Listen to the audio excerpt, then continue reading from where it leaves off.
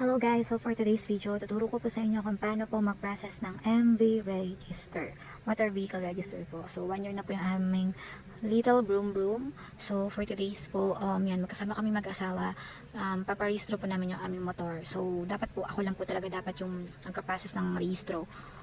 So dahil nga po, nalaman po namin na may naging problem po sa kanyang account sa LTMS, which is kailangan siya personal po dahil sa kanyang account po yun. So yan, no choice, napasama na rin po siya.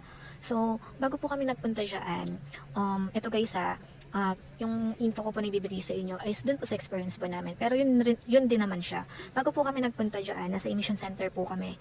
Okay? May nakakuha na po ako ng insurance. Yung insurance po na yun is accredited by LTO po.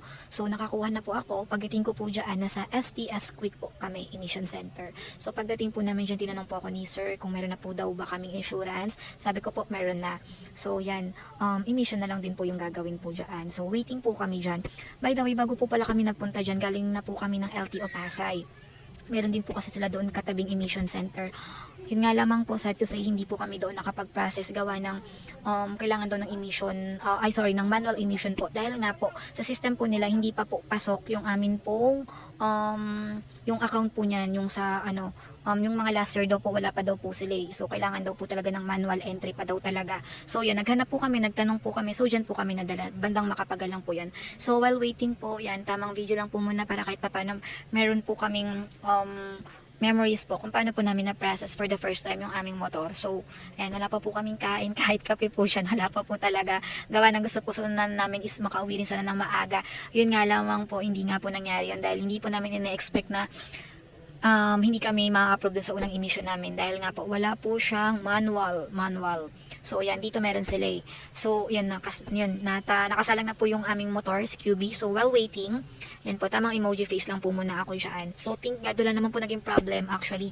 So guys, be sure lang po na bago po kayo pumunta sa isang emission center, wala pong problema yung motor ninyo, yung mga brake po nito, yung mga lights, lahat po, i-rest assured nyo po yun para hindi na rin po hassle sa part po ninyo. Diba? So first step, insurance. Second, yung emission, kailangan emission center, pupunta po kayo, kailangan po, syempre makapasa po doon, yung inyo pong MV. So, after po nyan, pabalik na po kami sa LTO Pasay branch dahil doon po kami magpaprocess ng rehistro po para po maging updated na po ulit yung aming OR. So, itong binabaybay po namin is Along Makapagal po yun sa Pasay po. So, sobrang init, sobrang tirik po yung araw. So, no choice po tayo. Kailangan po nating sumunod sa batas na ibinaba na syempre kinakailangan kapag paso na po yung inyong rehistro ng motor, kailangan updated po.